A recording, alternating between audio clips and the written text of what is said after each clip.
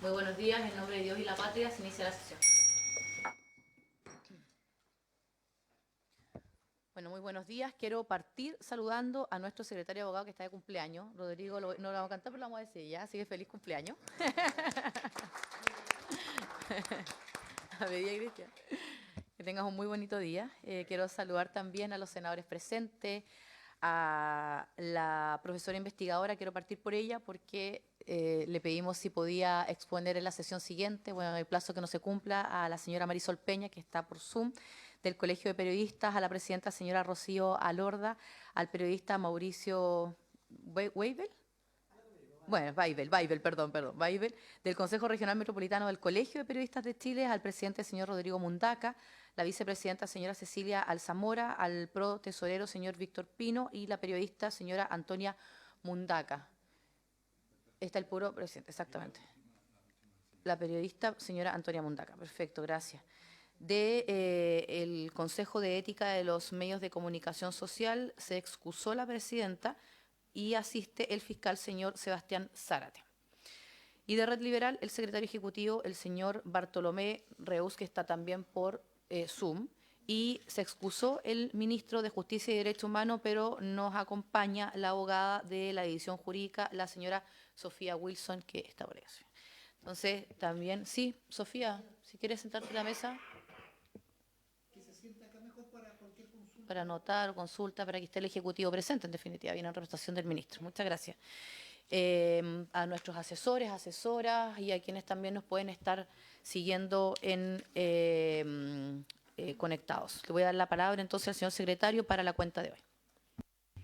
Gracias, señora presidenta. Se han recibido las siguientes comunicaciones. En primer lugar, un oficio de Su Excelencia el Presidente de la República, mediante el cual solicita el acuerdo del Senado para designar como consejero del Consejo Directivo del Servicio Electoral al señor Marcelo Carballo Ceroni por el plazo de 10 años en reemplazo del consejero señor Alfredo Yoñán Rondón, de acuerdo a lo dispuesto en el artículo 94 bis de la Constitución Política de la República.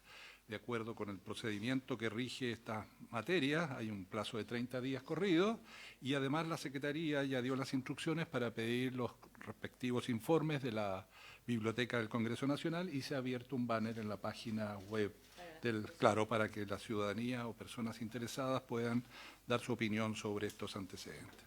En segundo lugar, se ha recibido también de la Secretaría de la Comisión de Seguridad Pública un informe recaído en el proyecto de ley en segundo trámite constitucional que fija un plazo máximo para que los proveedores de servicios de Internet y telecomunicaciones entreguen registros de llamadas y otros antecedentes de tráfico comunicacional en delitos de crimen organizado y otros cuya investigación requiere especial celeridad. Como ya indicaba, es una iniciativa que está en segundo trámite constitucional. El 23 de abril de este año, la Sala acordó que el proyecto fuera conocido en primer lugar por la Comisión de Seguridad Pública y posteriormente por la Comisión de Constitución, Legislación, Justicia y Reglamento. La comisión, la primera de las mencionadas, ha emitido su informe y ha hecho llegar los antecedentes respectivos. Finalmente, Presidenta, hemos recibido antes de la sesión un boletín que elabora la Biblioteca del Congreso Nacional, en que menciona que en relación con el proyecto que vamos a ver hoy, el día de hoy, y que inició su tramitación el 15 de abril del presente año acá en esta corporación, hace presente que hay otra iniciativa que trata de una materia similar y que fue ingresada por moción parlamentaria en la Cámara de Diputados con fecha 12 de junio de 2025. Vamos a hacerle llegar a su señoría estos antecedentes. Es cuanto puede informar la secretaria. Muchas gracias, señor secretario. Antes de dar la palabra, pero respecto del primer punto, me gustaría que efectivamente, ante los plazos que están corriendo, podamos recibir y poner en tabla en esta comisión el primer día, voy a decirlo de esa manera, del plazo que corresponda, contados obviamente los 10 días para la participación de la ciudadanía, de la sociedad civil y por supuesto habiendo requerido ya los informes. Entonces, lo que quiero pedir a la Secretaría es que calculando ese plazo y una vez cumplido lo establecido por la ley, podamos entonces poner en tabla el poder recibir a la propuesta del Ejecutivo al señor Marcelo Carballo Ceroni. sí, más o menos, pero... Sí, la semana del 14 de todas maneras. Cumplido ese plazo inmediatamente, sí, lo recibimos, lo agendamos en la sesión que corresponda y así también lo podemos aprobar en la sala. No sé si sobre alguno de los temas de la cuenta o varios, o lo que acaba de decir el señor secretario a propósito del proyecto, del otro proyecto, no, perfecto. Entonces, le voy a dar la palabra nuevamente al señor secretario. Yo presenté, lógicamente, a quienes están convocados, pero sí me gustaría que partiéramos por quien quedó pendiente de la sesión anterior, insisto, la profesora investigadora, la señora Marisol Peña, que está por Zoom, con su presentación sobre el proyecto que nos convoca. Señora Marisol. Muchas gracias, señora presidenta, por su intermedio. Saludo a los miembros de la comisión, los honorables senadores aquí presentes, también a los distintos representantes de la sociedad civil que se han apersonado para contribuir con la labor de esta comisión en torno al proyecto recaído en el boletín 17.484-07. Solicito autorización por su intermedio, señora presidenta, para compartir mi pantalla. Así será. Necesitamos OK.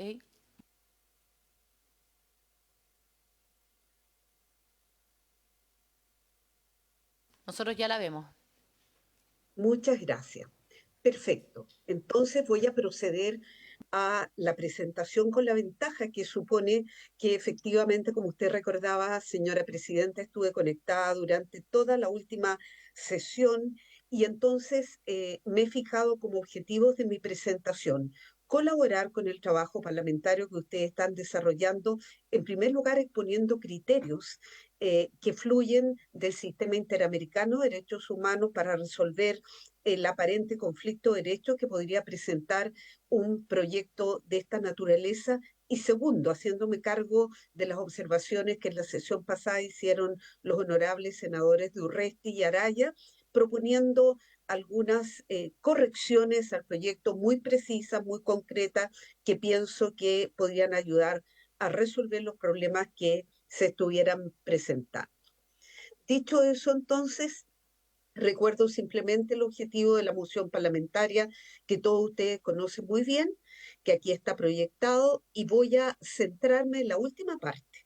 Se trata de evitar la instrumentalización de la información y diligencia de las carpetas investigativas que lleva el Ministerio Público, teniendo presente diversos casos de connotación pública ocurridos en los últimos tiempos, de tal manera de garantizar a través de la adecuada cautela de esos antecedentes e informaciones, el pleno respeto de los derechos fundamentales.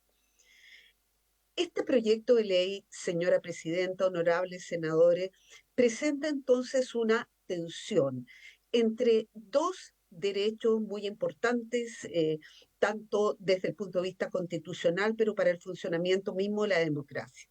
Por un lado, y esto lo indica el mismo proyecto, está la protección al derecho a la intimidad y a la privacidad de los intervinientes, entendiendo la intimidad como un valor más amplio que cobija no solo la protección constitucional de la vida privada y de la honra de la persona y de su familia, sino también la inviolabilidad de las comunicaciones privadas y de los documentos privados.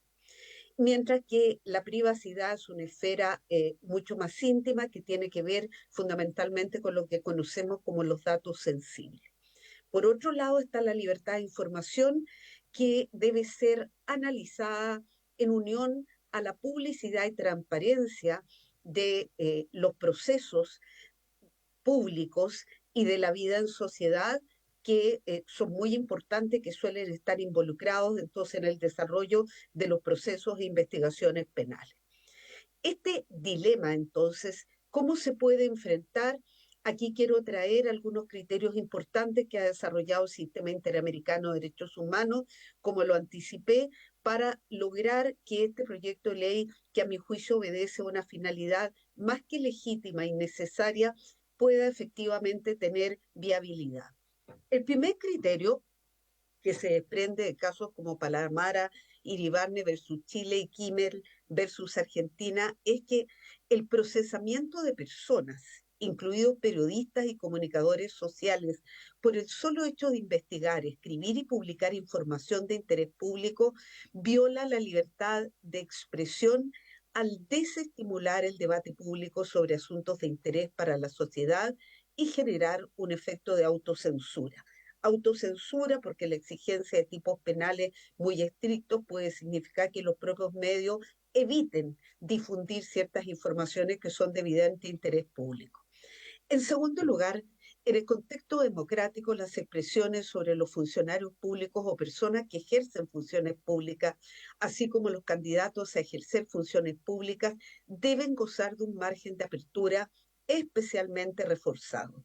Dicho en términos simples, estas categorías de personas deben soportar la afectación a su privacidad precisamente en razón de los cargos o funciones que ejercen, como se ha dicho también en los casos Kimmel versus Argentina y Tristán Donoso versus Panamá. Como puede apreciar la Comisión, estos dos criterios, el interés público y el ejercicio de funciones públicas, son los que permiten justamente relacionar estas parámetros y estas directrices con el artículo 30 de la ley 19.733 sobre libertad de opinar e informar y ejercicio del periodismo. Ahora bien, el mismo sistema interamericano de derechos humanos, cuando se trata de enfrentar limitaciones al ejercicio de la libertad de expresión, exige que se reúnan los siguientes requisitos. Primero, que las limitaciones estén establecidas en forma previa, clara, precisa y taxativa en una ley. Si se trata de materias penales, tanto la Comisión Interamericana como la Corte han señalado que esta ley debe ajustarse estrictamente a los principios de legalidad y tipicidad, evitando ambigüedades. En segundo lugar, las limitaciones deben estar orientadas al logro de los objetivos de la Convención Americana de Derechos Humanos, que son la protección de los derechos de los demás, la seguridad nacional, el orden público, la salud y la moral públicas. Y tercero, y aquí se aplica un triple test, que es lo propio del test de proporcionalidad que se usa para resolver conflictos de derechos fundamentales, debe tratarse de limitaciones necesarias, proporcionadas e idóneas para lograr el objetivo que se pretende alcanzar, que va a ser propiamente el escrutinio o el juez que frente a la situación, por ejemplo, del intento de perseguir penalmente a algún periodista o responsable de medio de comunicación, va a tener que evaluar para ver si se han configurado efectivamente estos estándares. Ahora, ¿cómo podemos aplicar estas ideas al proyecto de ley precisamente con el objeto de evitar que en eventual caso, ojalá no sea así, que la tramitación de este proyecto de ley importe que en algún minuto termine en el Tribunal Constitucional? En primer lugar, respecto del nuevo artículo 182 bis del Código Procesal Penal en la redacción que ahora se propone y que dice relación con el anexo separado y reservado de actuaciones sin interés investigativo, que no podrá ser utilizada en juicio salvo autorización del juez de garantía, me parece indispensable aquí una medida de concordancia. Y la medida de concordancia es con el artículo 223 del Código Procesal Penal, fundamentalmente con su inciso cuarto, según el cual aquellas comunicaciones que fueren irrelevantes para el procedimiento serán entregadas en su oportunidad a las personas afectadas por la medida y se destruirá toda transcripción o copia de ellas por parte del Ministerio Público. Me parece que esto es especialmente importante cuando se trata de datos sensibles de las personas en los términos definidos por la ley 19.628. En lo que dice en relación con el artículo 226J del Código Procesal Penal, que sanciona la entrega, información, difusión o divulgación de información relativa a una investigación amparada por el secreto, aquí básicamente es donde se ha presentado el problema y escuchar a la defensora penal pública plantearlo en esta comisión en la última sesión en la que tuve oportunidad de participar, el peligro que ella advertía respecto de los medios de comunicación. Me parece que ello no necesariamente es así sobre la base de los siguientes supuestos. Primero, creo que es muy importante clarificar si estamos hablando de secreto o reserva, porque el secreto impide absolutamente el acceso y la reserva impide un acceso limitado a los antecedentes. Sabemos que una de las modificaciones importantes que introdujo el Código Procesal Penal fue la publicidad de los actos realizados con las investigaciones y los procedimientos, de forma tal que es importante el manejo de la terminología. Pero sin perjuicio de eso, es muy importante aquí también señalar que debiera hacerse una conexión con la ley 19.733 en forma clara y precisa. Dicho en otras palabras, redactar la norma de tal manera que, tal como está actualmente concebida, pudiera ser un llamamiento a el artículo 30 de la ley 19.733 en el sentido que la persecución penal no se aplicará a las personas o medios, más bien dicho, de comunicación social que estén divulgando informaciones que sean de interés público real o que digan relación con personas que ejercen funciones públicas. La ley 19.733 define ampliamente lo que se entiende por interés público. Y finalmente, respecto de los artículos 161C nuevo y 246 ter nuevo, ambos del Código Penal, me parece a mí que para cumplir los estándares señalados por el Sistema Interamericano de Derechos Humanos debiera precisarse la calificación de indebida, toda vez que se tiende a sancionar la información indebida, dice la primera norma, o divulgación indebida también de piezas o antecedentes de una investigación penal por parte de cualquier persona. Me parece que la información indebida es aquella que se relaciona con los datos sensibles y también con los personales en los términos definidos por la ley 19.628 sobre protección de la vida privada. Y termino señalando, señora presidenta, que similar observación me merece el artículo 246 ter nuevo del Código Penal, donde también la exigencia de tipicidad, que es muy importante para el Sistema Interamericano de Derechos Humanos, exigiría introducir la calificación de indebida, señalando que debe entenderse por tal para reducir el margen de apreciación que tenga el día de mañana el juez al aplicar estas normas. Esa sería mi exposición, agradeciendo, señora presidenta, la deferencia de haberme escuchado. Muchísimas gracias a usted por la presentación. Me gustaría que, si tenemos algunas consultas, se las podamos hacer, porque creo que dijo dos cuestiones que son muy relevantes, a propósito que luego viene el Colegio Periodista. ¿O prefieren...? ¿Usted puede quedarse nuevamente durante la sesión, señora Marisol? Encantada, señora presidenta. Siempre aprendo mucho. Ya, perfecto. Muchísimas gracias. Entonces le damos a dar la palabra. Sí, por eso que pensé que sí. Le damos a dar la palabra entonces a la presidenta del Colegio de Periodistas para que nos pueda, obviamente, entregar su opinión a la señora Rocío Alorda. Muchas gracias, presidenta. Muy buenos días a todos y todas. Muchas gracias, senadores que nos acompañan y por esta invitación al Colegio de Periodistas. Bueno, queremos agradecer, por supuesto, esta invitación para presentar algunas reflexiones sobre este boletín 17.484-07. Porque el problema que aborda esta moción parlamentaria representa situaciones legítimas a debatir, pero que sin embargo a nuestro juicio están normadas por las leyes actuales. Sin embargo, nos parece fundamental que periodistas y medios de comunicación marquen con claridad las diferencias entre filtración de denuncias individuales y la publicación de información de evidente interés público, ya que si bien lo primero debe evitarse, lo segundo es parte esencial del rol que cumple el periodismo en una sociedad democrática.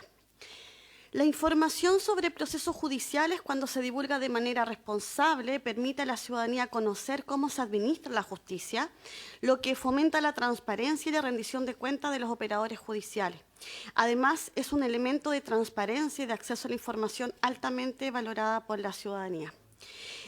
Podemos recordar que justamente el aporte del periodismo de investigación en Chile ha sido clave justamente para combatir la corrupción y los abusos de poder. Son muchos los casos que hoy día podríamos comentar que ustedes bien conocen. Sin embargo, nos parece importante destacar que la persecución penal a quienes difunden información de interés público en ningún caso resuelve los casos de corrupción política, sino que finalmente los protege. En estos últimos años, y aprovechando, por supuesto, tener aquí la atención de ustedes, les queremos comentar que hemos conocido preocupantes casos de persecución que muestran la desprotección del periodismo de investigación en nuestro país. Profesionales que enfrentan amenazas, espionajes por parte de servicios de inteligencia, acoso digital, hostigamiento judicial mediante el abuso de querellas de injuria y calumnias para desincentivar ser objeto de interés público. Para reforzar la labor del periodismo de investigación se requieren mayores garantías a las que contempla el marco normativo actual y por eso en estos momentos quiero comentarles además que se tramita en la Comisión de Derechos Humanos del Senado un proyecto de ley de protección a la labor de periodistas y personas trabajadoras de las comunicaciones que busca contar con un estatuto legal de garantías de seguridad cuando se investiga el poder, principalmente a través de hechos de corrupción y narcotráfico. En ese proyecto de ley, que lamentablemente no ha sido tan visible ni ha permitido abrir este debate, busca dar un marco de protección y prevención a la labor informativa, tomando los estándares más altos en materia de libertad de prensa, reconociendo que es el Estado el que debe salvaguardar la labor de la prensa en todos contextos. Nuestro mandato como organización defensora de la libertad de expresión es incidir para que en Chile la labor periodística se realice bajo condiciones de seguridad y evitar el aumento de las agresiones a la prensa como ha ocurrido en otros países de América Latina. Por eso quiero señalarles que algunos de los elementos que probablemente ustedes ya conocen, que nosotros hemos cuestionado, nos preocupan de este proyecto de ley, tiene que ver principalmente con dos puntos. Uno que en general, como señalaba al inicio, son materias que aborda el proyecto, son ámbitos que ya están cubiertos por las normas nacionales con sanciones. Por tanto, en el caso de los operadores de justicia, las exigencias de mayores niveles de rigurosidad en el manejo de información privada, por supuesto, son ámbitos que debe caer en sanciones contra ellos. Sin embargo, los cambios que se sugieren tanto al Código Procesal Penal, así como al Código Penal, que establecen sanciones a quienes informen, divulgan o difundan información y antecedentes de una investigación amparada por el secreto con penas de presidio menor en su grado medio máximo, son, a nuestro juicio, desproporcionadas y van contra el estándar internacional en materia de libertad de prensa que busca evitar justamente sanciones penales. Evidentemente, en esa figura que señala el articulado pueden caer periodistas y personas trabajadoras de la prensa, es la interpretación que nosotros hacemos del proyecto de ley, quienes realizan esta labor en un contexto de una labor profesional, haciendo uso del interés público, y nos parece justamente grave que se establezcan sanciones penales. Es decir, toda la norma internacional justamente avanza hacia evitar sanciones penales, ya que eso justamente va contra el estándar internacional. Nos parece relevante y agradecemos que esta comisión pudiera evaluar la posibilidad de excluir de esa sanción publicaciones periodísticas de claro interés público, como lo señalaba justamente recientemente la profesora Peña, ya que son agresiones que en Chile han aumentado significativamente en los últimos años. Es decir, nuestro interés justamente es evitar el aumento de un acoso judicial contra periodistas. Y en ese sentido, tal como lo señalaba la académica, nosotros creemos que justamente la ley 19.733 en el artículo 30 ya establece lo que son ámbitos de interés público, los referentes al desempeño de funciones públicas, los realizados en el ejercicio de una profesión o oficio cuyo conocimiento tenga interés público real, los consistentes en las comisiones de delito, participación culpable, entre otros ámbitos. Tal como está la propuesta, nos parece que expone a periodistas a un mayor riesgo, ya que puede estimular el acoso judicial, como señalaba anteriormente, como una herramienta de amedrentamiento para impedir la cobertura de temas de interés públicos y generar una tendencia inhibidora de publicar ciertos contenidos de interés público por temor a las sanciones. Además, colisiona con el derecho a la reserva de fuente, herramienta esencial para el desarrollo de periodismo, protegido en el artículo 7 de la Ley de Prensa. Este mismo marco legal ya establece responsabilidades y sanciones para la difusión inadecuada de información en procesos judiciales. De ser aprobado este proyecto tal como está, no sabemos los efectos que tendría la penalización de lo que la prensa publique sobre la investigación penales en relación con el ejercicio del derecho a la reserva o el secreto de fuente.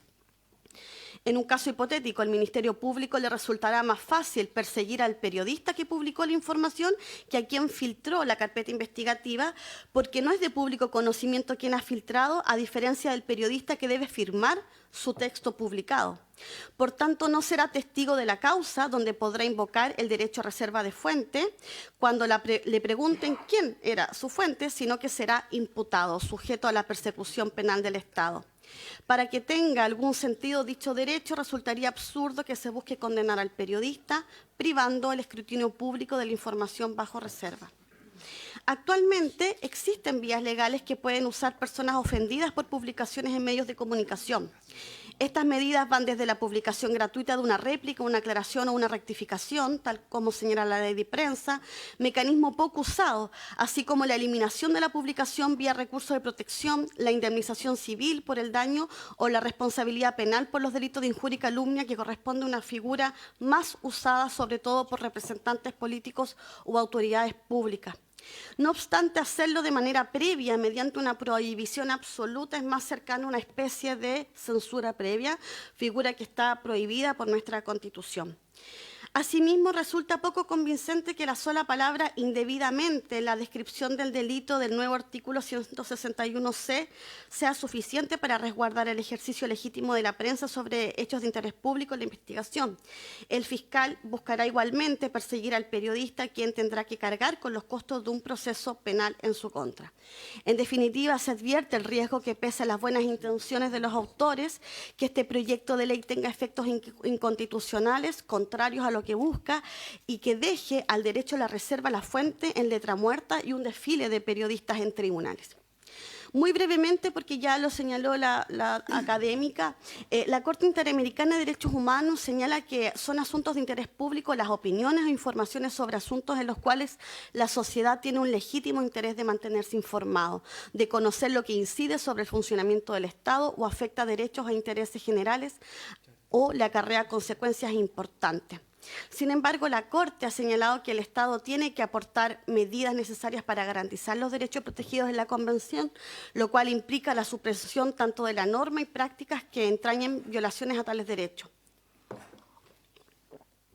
Para la Corte, la permanencia de tipos penales que afecta a la crítica o difusión de información sobre temas de interés públicos es contrario per se al artículo 13 de la Convención Americana. Es decir, en resumen, los dos órganos principales del sistema coinciden en que penalizar la difusión de información sobre funcionarios públicos o que involucre asuntos de interés públicos afecta en forma desproporcionada las funciones de la libertad de expresión y el sistema democrático.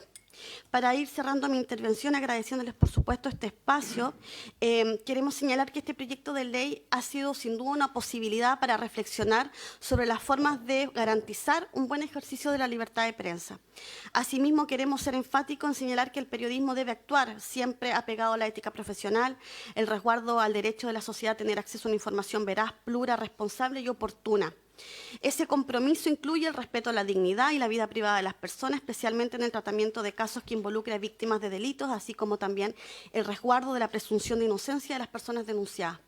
El compromiso de las y los periodistas con la verdad y con su deber de entregar información verificada a la ciudadanía es irrenunciable y su obligación es impedir que en ninguna circunstancia esta resulte alterada, tal como lo señala nuestro Código de Ética. Asimismo, quiero aprovechar de señalar de que en nuestra institución nos parece fundamental que los colegios profesionales recuperen el control ético y la tuición sobre sus miembros, que fue eliminada durante la dictadura militar en el año 81, para devolver a las facultades de resguardar la conducta ética ética de sus integrantes y sancionando aquellas acciones que no se ajusten a los principios fundamentales de la profesión. En esta misma dirección consideramos que es una oportunidad justamente este debate para fortalecer la autorregulación de los medios de comunicación y la aplicación del interés público. Es la exigencia, por ejemplo, de códigos de éticas al interior de los medios de comunicación para fortalecer medidas que permitan un ejercicio ético de las herramientas legales que rigen el país. Para tener más insumos y fortalecer este debate y las implicancias sobre este proyecto de ley en materia de libertad de prensa, les proponemos que puedan citar al relator de libertad de expresión de la Comisión Interamericana, don Pedro Vaca, para conocer si hay otros países de América Latina y del Caribe que hayan avanzado en materias similares. Sabemos que el relator tiene muy buena disposición a participar en este tipo de debates. De esta forma, y agradeciendo el espacio, invitamos a las y los senadores a revisar los articulados que sancionan penalmente a quienes difunden información de carpetas investigativas, de modo que se pueda excluir del proyecto de ley sanciones a la difusión periodística en asuntos de interés público. Sin duda, los operadores de justicia deben resguardar los antecedentes porque es su labor. Sin embargo, cuando son terceros quienes conocen esa información y actuando bajo el ejercicio legítimo de su profesión, informan a la ciudadanía en temas de interés público, dichas sanciones pueden limitar el derecho a la información.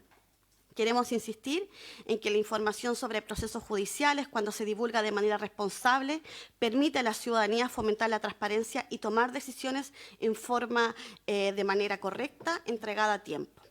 La Corte Interamericana de Derechos Humanos en varios casos ha destacado la importancia de la libertad de prensa como garantía de acceso a la información y control democrático del Poder Judicial, una garantía que hoy queremos junto a ustedes, por supuesto, resguardar. Muchas gracias, presidenta.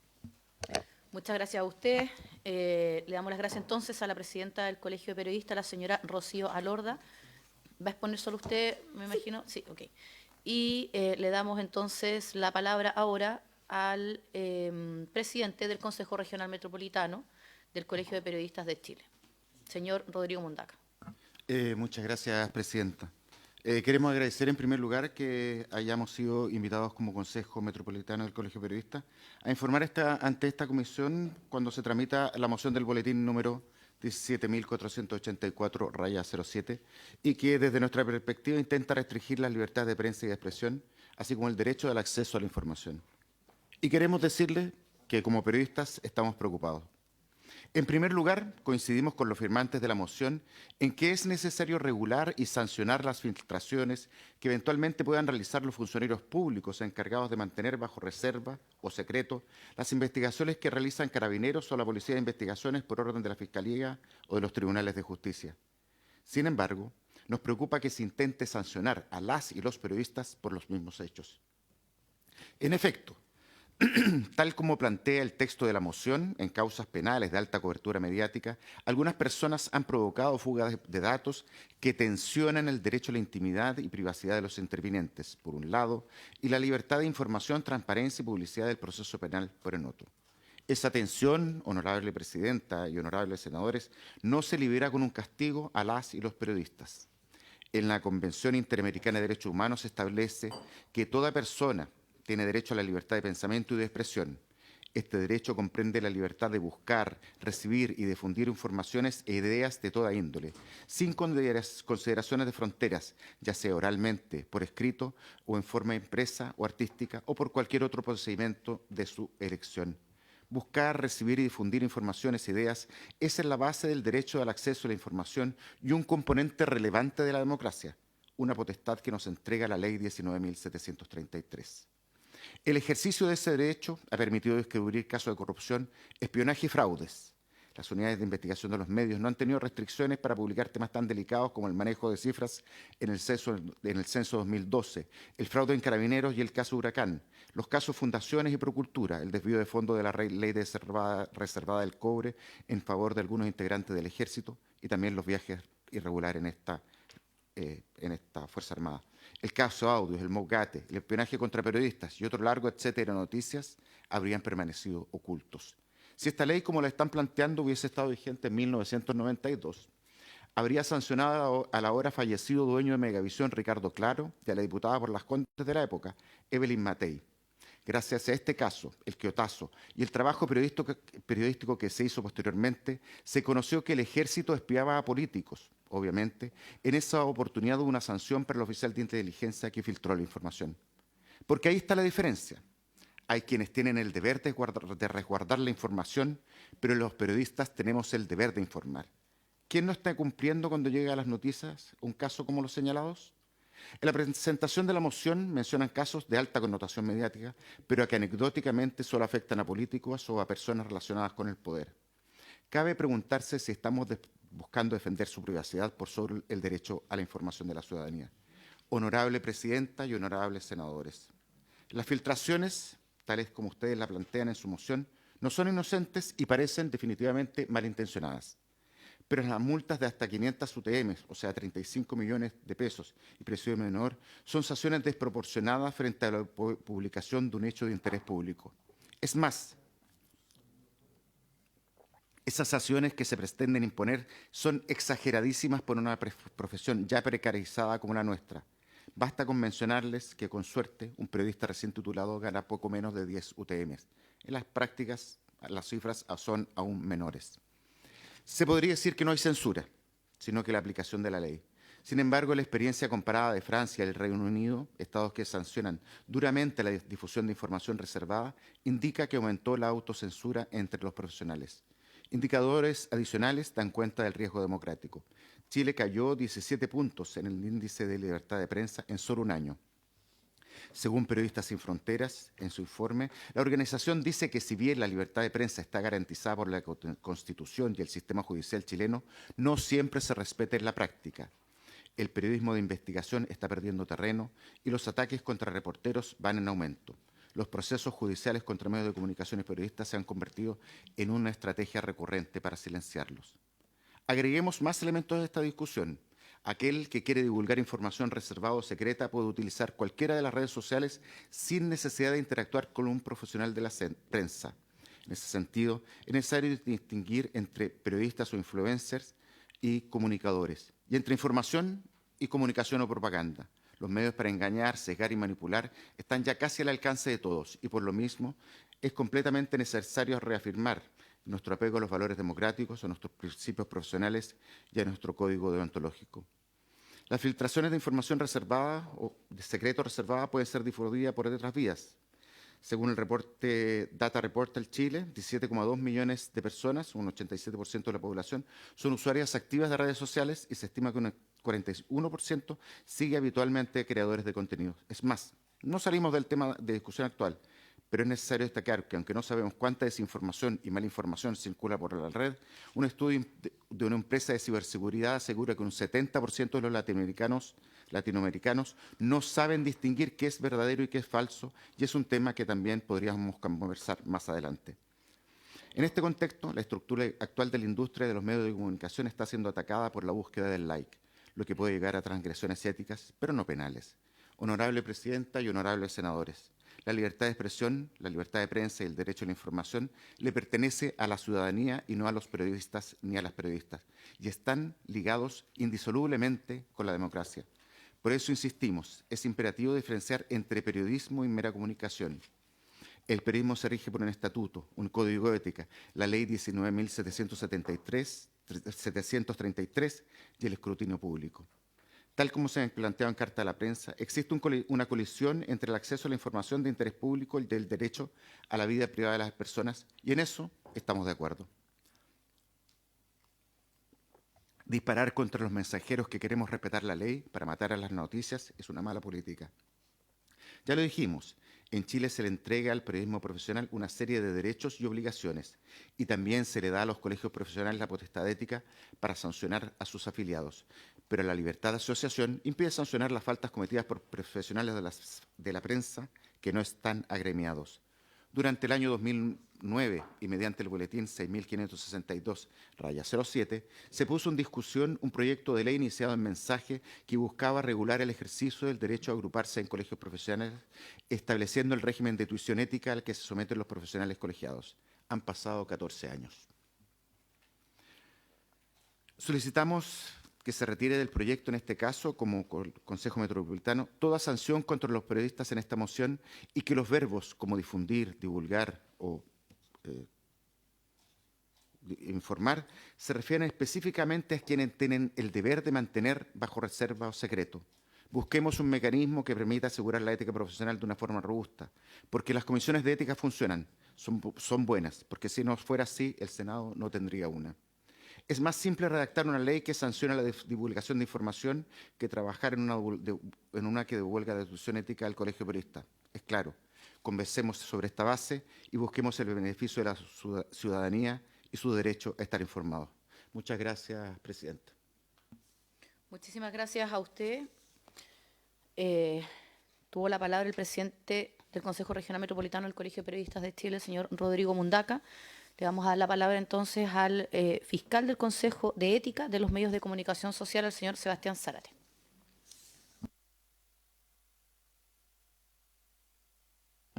Ahí está. Muchas gracias, señora presidenta, honorables senadores y asistentes que nos acompañan y que han expuesto. La verdad es que varios de los puntos que ustedes han mencionado, yo la verdad es que estoy absolutamente de acuerdo y la institución que represento, que es el Consejo de Ética de los Medios de Comunicación, también lo está. Yo quiero contar que soy el fiscal del Consejo de Ética de los Medios de Comunicación, que es una instancia de autorregulación que pertenece a la Federación de Medios de Comunicación, que es una multigremial que reúne a la ANATEL, la ARCHI y la ANP, la Asociación Nacional de la Prensa, de la Radio y de la Televisión.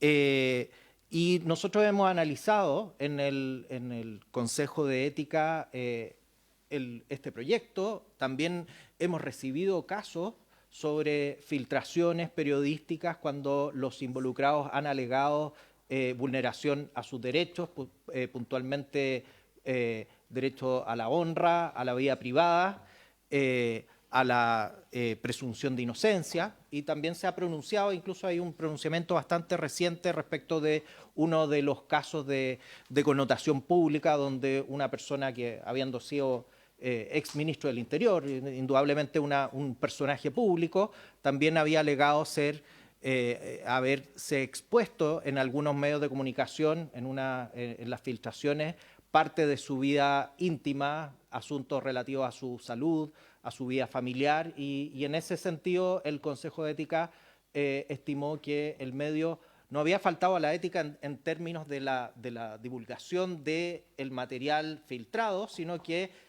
en relación a la selección que se hacía de dicha información. Ahí esto nos lleva a un punto que yo creo que es muy importante tener en cuenta, y yo creo que ahí está un poco el conflicto que yo veo acá. El conflicto yo no lo veo, yo creo que el conflicto parte de que estamos hablando por una parte de información de interés criminalístico, que es la que le corresponde al Ministerio Público, que tiene que velar por su resguardo el juez de garantía, que las partes, obviamente todos los actores del mundo judicial tienen que guardar reserva, y por otra parte está el interés público de naturaleza periodística, aquello que la población, no es de los periodistas, esto es que la población tiene derecho a recibir información sobre asuntos de interés público. Luego van a haber asuntos que van a coincidir. El interés criminalístico, lo que tiene que ver con un delito, con la comisión de un delito, con lo que tiene derecho a saber la población, y hay otros que no van a coincidir, que un fiscal podría determinar que eso no es constitutivo de delito, pero que sin embargo para la opinión pública es altamente relevante. Y hay casos que se han dado de revelaciones de personeros políticos sobre situaciones y que dan lugar, por ejemplo, a cuestionamientos de cómo se comportan algunas mayorías políticas en relación a los gobiernos, etcétera. Y en ese sentido puede no coincidir, ¿ya? Por lo tanto, creo que hay que tener en cuenta esto, y yo entiendo que la perspectiva y la manera de abordar de parte de los honorables senadores que son autores de este proyecto, más bien se dirige al resguardo de la información con interés criminalístico, ¿ya? Y en ese sentido, creo que en el fondo nuestra misión, quizás desde el mundo periodístico, es dar cuenta de los riesgos que se puede generar para ese otro tipo de información, un riesgo que probablemente los autores nunca precavieron, que quizás no lo pudieron haber tenido en cuenta, si eso es absolutamente legítimo. En primer lugar, el término indebidamente, creo que tal como lo decía con la claridad que la distingue la profesora Peña, indebidamente creo que es necesario precisarlo y nosotros por lo menos tenemos una propuesta ya para hacerlo.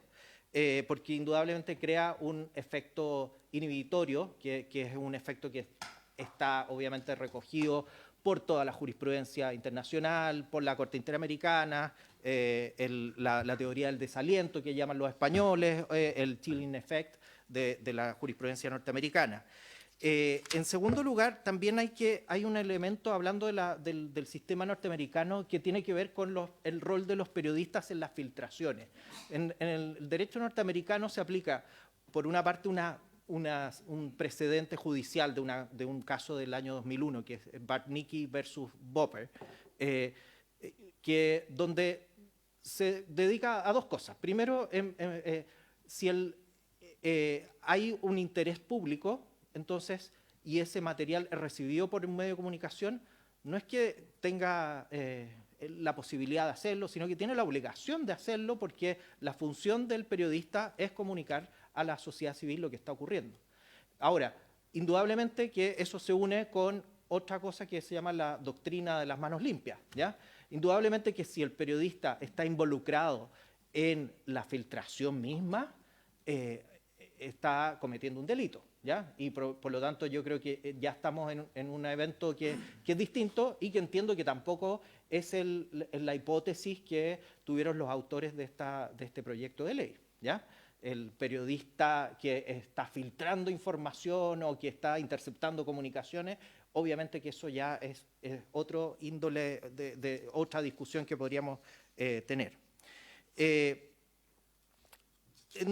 También hay que tener en cuenta desde el punto de vista lo que hace el Consejo de Ética y que lo que hace el Tribunal de Ética, por ejemplo, del Colegio de Periodistas, y lo que hace cualquier medio al abordar éticamente un caso de filtraciones, que primero va a tener que determinar si eso es de interés público periodístico, primero, como decía. Segundo, si el contenido que se va a publicar, ¿ya?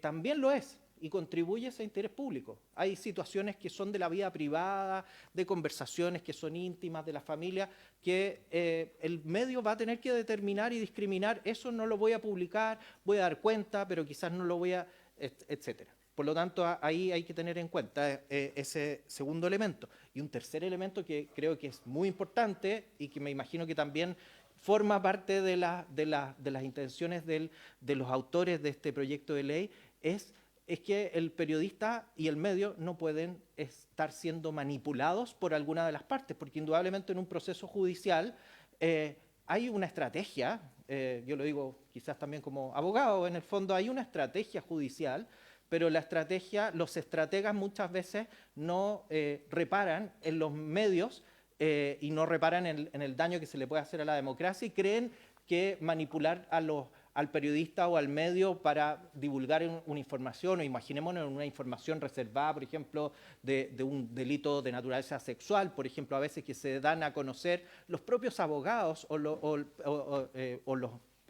las partes intervinientes en un proceso, dan a conocer evidencias que son de la intimidad y que redundan en una revictimización de la persona que está como víctima en ese proceso. Entonces, indudablemente que eso es algo que éticamente se tiene que resguardar y es algo que, por lo menos de la entidad que yo represento, que es el Consejo de Ética, es algo que nosotros hemos también tenido en consideración. El punto, yo creo, central es el interés público. Y si me permiten, en el fondo, una manera de llegar quizás a una propuesta, solución, no sé si la quieren reflexionar, yo de hecho la traje, si es que después la puedo dejar con los ejemplares correspondientes, que se refiere a cómo resolver esto. Yo creo que una manera de resolverlo y que es muy parecido a la propuesta que hacía la profesora Peña en relación al interés público y a la invocación del artículo 30 de la ley de prensa, y que también mencionaba la presidenta del Colegio de Periodistas, es incorporar una norma en la ley de prensa. Ya creo que la mejor ubicación sería en el 30 bis de la ley de prensa. ¿Por qué? Hay una cosa de historia legislativa. Ustedes están tratando de incorporar esto en el 161C. El 161A nace a propósito del llamado Piñera Gate, el quiotazo, como se quiera llamar. Y ese artículo, cuando se dicta el año 93, cuando se dicta esa norma, estaba todavía en vigencia la antigua ley de abusos de publicidad, que permitía, en ese caso, por ejemplo, las grabaciones ocultas con fines periodísticos en aras del interés público. Sin embargo, cuando el año 2001 se promulga la ley de prensa, se produjo el año 98 la discusión sobre, bueno, ¿qué hacemos con esta norma? ¿La mantenemos para los delitos del 161 que estamos mencionando? Y entre que fue una discusión bastante rápida en sala, en el Senado fue, de hecho, recuerdo la intervención de un senador, de un ex senador fallecido ya, que fue candidato incluso a presidencial, quien señalaba que, bueno, que acá era mejor no innovar y mantener esa omisión, ¿ya? Desde ese momento, desde la ley de prensa, hoy en día hemos estado enfrascados judicialmente mucho tiempo en el 161A, las grabaciones ocultas con fines periodísticos, que la ley desde ese momento no distingue si son delitos o no y sanciona a periodistas igualmente a cualquier persona que esté grabando sin el consentimiento de la otra, infringiendo su privacidad. Entonces, creo que la solución, y esto yo creo que también legislativamente estaría dentro de las ideas matrices del proyecto si se incorpora como indicación, porque guarda relación íntima con el problema de los 161 que van a estar ahí, incluyendo el C, que la mejor manera de hacer sentido, de darle sentido a esa frase que los autores incluyeron el indebidamente, tenemos dos posibilidades: o decimos que eso es ambiguo y por lo tanto es peligroso, o la otra es darle sentido a esa palabra indebidamente. Si le damos sentido, creo que esta propuesta yo creo que va a solucionar eso. Y lo que dice esta propuesta es que, si quieren después sí, la puedo... Le vamos a solicitar para que la haga circular. Perfecto. Y la vayamos leyendo inmediatamente mejor. Perfecto. Gracias. Muchas gracias.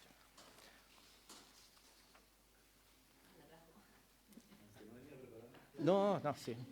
Íbamos a sacar copia, pero trajo copia. Muchísimas gracias, don Sebastián. Por supuesto, ¿no? Sí. Puede continuar. Muchas gracias.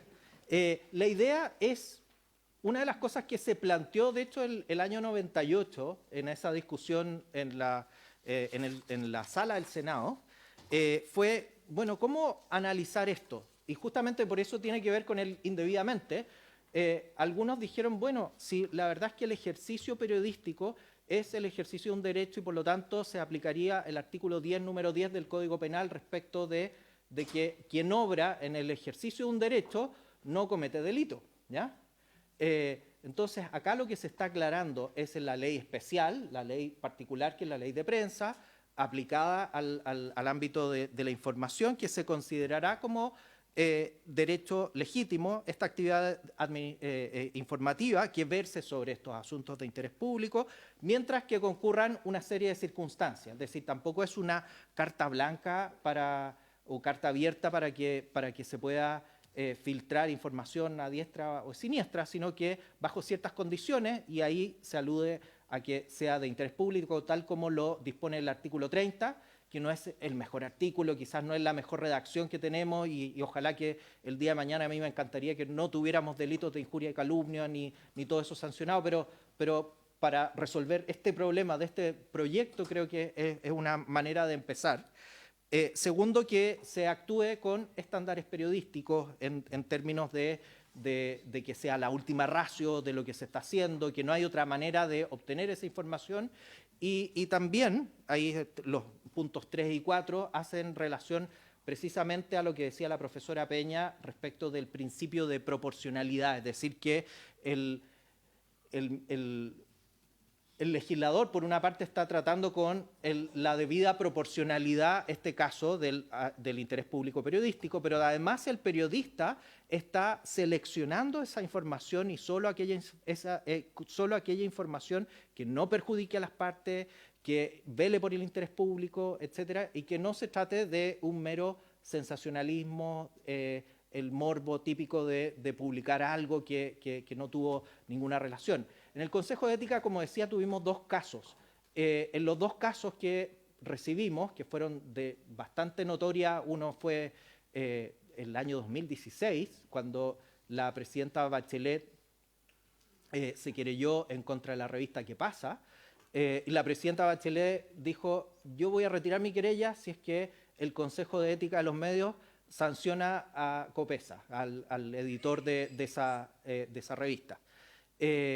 No fue por esa razón. El Consejo de Ética es un ente autónomo de las matrices, tampoco obedece a órdenes políticas de la primera autoridad, ni aunque sea la presidenta. Sin embargo, estimó que la forma descontextualizada que se había publicado en una sección de la revista ¿Qué pasa? Que no sé si se acuerdan, en una sección Ojo de la Llave, que era como de, entre comillas, valga, por favor, me excusan, eran copuchas políticas, en el fondo, de cosas, de trascendido, de cosas de ese tipo, pero el no darle esa información, no contextualizarlo, no consultar con la persona aludida, que en este caso más encima era la presidenta, puede ser considerado como una falta a la ética.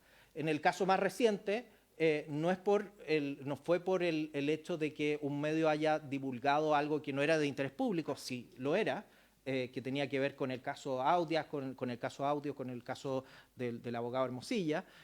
Sin embargo, se revelaban situaciones de los estados de salud de la persona que denunció, que fue el ex ministro Chadwick, sobre situaciones de la vida profesional, de asuntos que tenían que ver incluso con el secreto profesional del abogado, de los chats que se estaban divulgando. Por lo tanto, la autorregulación en esto funciona, y precisamente funciona porque el Consejo de Ética de los Medios se fundó como una entidad para defender la libertad de expresión, para autorregularse, porque se entiende que es la mejor técnica de regulación, la autorregulación, más que aquella impuesta por el Estado, porque puede lograr captar estos matices que son necesarios. Bueno, eso es, señora presidenta, y agradezco la invitación. Sí, Bueno, muchísimas gracias al señor Sebastián Zárate, te le doy la palabra, pero solamente por el punto, porque nos queda una exposición. para pedirle una cosa por Al su senador medio, Durán. que está bien la referencia, si nos pudieras hacer llegar esos 2 fallos para poder estudiar como un poco la argumentación. Por supuesto. Ya que han sido citados, si nos pudieras participar esos 2 fallos, que es Por interesante supuesto. poder tenerlos a la vista por los tiempos, por los involucrados, y me imagino que estarán bien desarrollados para poder estudiarlo. Si pudiera. Gracias. Ok, así los hace llegar a Secretaría. Muchísimas gracias. Muchas Le gracias. damos la palabra entonces al último de los expositores, y después, insisto, vamos a tener una ronda de preguntas, que es el secretario ejecutivo de Red Liberal, el señor Bartolomé Reus, que está por Zoom. Bartolomé, lamento, porque siempre pasa con el último de los expositores. Te cuento que esta comisión, cierto, termina a las 12. Estamos citados hasta esa hora, entonces, para que puedas obviamente presentar, ojalá lo más breve posible, porque después nos interesa mucho poder tener esta ronda de preguntas y consultas. Gracias.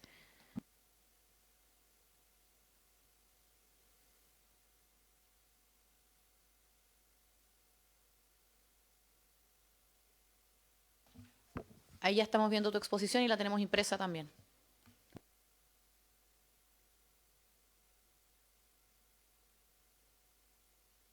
No te escuchamos, eso sí.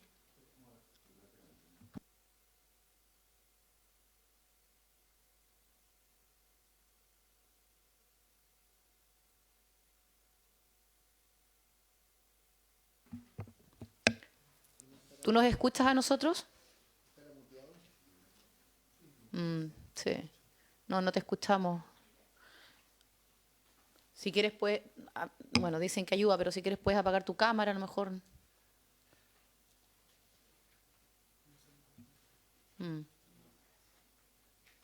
Claro, es verdad. Como que a veces los audífonos por el tema del Bluetooth se va... Si quieres puedes hablar directo sin audífono, pero la verdad no te escuchamos.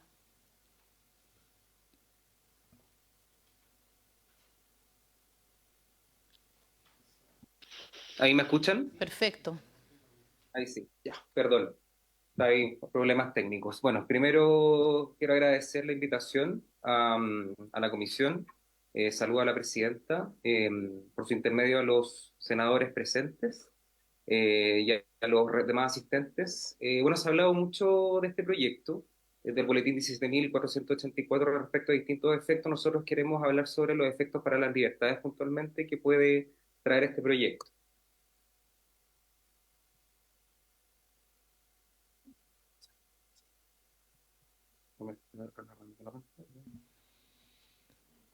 Nuevamente no te escuchamos. Nuevamente, un segundo. Ya. Ahí me escuchan, ¿o no? Sí. Ya, estoy teniendo problemas con la presentación, así que voy a hablar nomás, ¿ya? Bueno, ¿qué busca este proyecto de ley? Bueno, como se ha comentado, este proyecto de ley busca modificar el Código Procesal Penal y el Código Penal, estableciendo restricciones al acceso y difusión de antecedentes de investigaciones penales.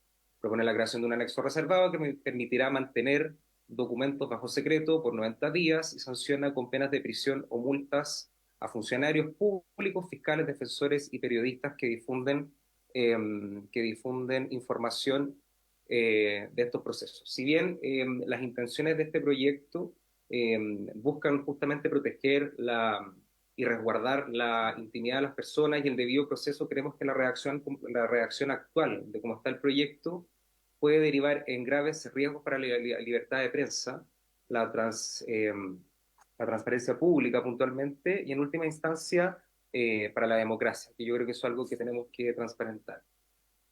Nosotros vemos tres amenazas puntuales a distintas libertades. Puntualmente queremos partir primero con la amenaza a la libertad de prensa. Primero porque hay un efecto disuasivo. Como bien se mencionó previamente, está el chilling effect. El chilling effect se describe como un fenómeno que por solamente la amenaza a sanciones legales o penales disuade a los periodistas y medios a ejercer plenamente su libertad de expresión.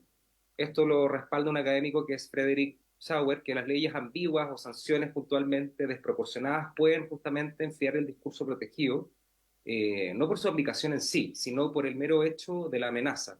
Entonces finalmente se genera una especie de autocensura o temor anticipado que genera a quienes buscan informar dicho fenómeno. Entonces nosotros en ese sentido creemos que es importante que esto se sepa. También hay estudios que evidencian que la sola amenaza de sanciones penales altera la dinámica del periodismo como tal. Y ahí traemos distintos estudios, por ejemplo el de Towner, que el 73% de los periodistas locales de Reino Unido, en un estudio que hicieron, evitó cubrir temas sensibles por temor a demandas legales, incluso sin amenazas formales. Entonces esto que es algo que realmente ocurre. En Estados Unidos, por ejemplo, también medios locales que son puntualmente, que tienen licencias para transmitir con tratamiento de autoridades, los resultados del estudio señalaron que los medios que dependen de licencias de transmisión publican editorialmente y significativamente noticias más favorables que no favorables al gobierno en comparación con los medios que no las tienen. Es un análisis que analizó a 469 editoriales a lo largo de 25 años, desde el 2001. Por otro lado, también atenta contra las libertades políticas, que eso también creemos que es importante destacar. Si bien puede parecer razonable y se ha hablado mucho también con respecto a ciertos tipos de investigaciones donde la prensa no debería intervenir tanto puntualmente, cuando estamos hablando, por ejemplo, de crimen organizado o estamos hablando de narcotráfico, lo que parece razonable que es justificar esta restricción para proteger las investigaciones genera un efecto totalmente contrario y lo que genera finalmente limitar la prensa en este tipo de aspectos suele tener un efecto que genera una opacidad y que fortalece la impunidad de este tipo de casos. Y en este sentido tenemos estudios en México donde la experiencia lo que ha mostrado es que por el solo hecho de que los medios locales dejen de cubrir violencia o conexiones del crimen y del poder político, ya sea por amenaza, autocensura o regulación punitiva, el crimen organizado se consolida y su control territorial se hace más presente, y eso lo podemos ver a lo largo de distintos casos. También limita la libertad de prensa también genera que impacte directamente en la calidad de la democracia. Y eso creo que es algo que hay que hacerlo ver, porque socava la transparencia y favorece prácticas que son autoritarias y pueden incurrir en prácticas autoritarias, y abre espacio para quienes tienen intereses ilegítimos capturen el aparato estatal. Creo que también eso es importante destacar. La evidencia empírica muestra que allí donde la prensa opera libremente, se reduce la corrupción y se fortalece la rendición de cuentas. Tanto es así que las mafias y el crimen organizado, el narcotráfico, desarrollan estrategias explícitas para limitar el poder de prensa, utilizando desde la intimidación directa hasta la presión política y económica para moldear la cobertura mediática. Esto revela lo importante y fundamental de tener una prensa libre que pueda trabajar con esa libertad. Ejemplos de eso hay en estudios en Estados Unidos, en Reino Unido y en Alemania, desde Young y Alum. Desde el 2012 mostraron cómo los medios adaptan su cobertura al crimen organizado para evitar conflictos legales o políticos, reduciendo así su capacidad de denuncia pública. En México también, desde Trejo y Esquillín, documentaron cómo gobernadores coludidos con narcos usaron la violencia para silenciar a la prensa local, lo que permitió a los carteles operar sin escrutinio ciudadano. Si bien el proyecto como tal lo que busca es proteger, insisto, la integridad de las personas y el debido proceso, lo que queremos mostrar con este tipo de evidencias también es que el mero hecho de que exista una amenaza o que exista un silencio o una coartación de la prensa genera este tipo de situaciones. También hay una amenaza a la libertad económica. La libertad de prensa también es un pilar fundamental para la libertad económica, y eso creo que es importante también destacarlo. Cuando la prensa opera sin restricciones se exponen diversas prácticas corruptas, se reduce la impunidad en las élites y se fortalece la rendición de cuentas institucionales. Según Brunet y Vedder, existe una relación directa entre la libertad de prensa y menor corrupción, lo que se traduce en mercados más transparentes y condiciones más favorables para la inversión y el crecimiento. Entonces, ¿de dónde puede venir esa causalidad? Que es aquí una cosa que puede ser bien curiosa. Hay evidencia internacional que muestra que la libertad de prensa puede ser un motor de innovación, de productividad y el surgimiento de nuevos negocios. Pensamos mucho en esto en temas de casos de corrupción, de crimen organizado, que también es algo que es importante, pero también la prensa es un gran aliado para evitar corrupción en casos de colusión económica y libre comercio. Sabemos de presiones en el mundo privado sobre los procesos judiciales, como nos ha demostrado el caso Hermosilla en algunas de sus aristas.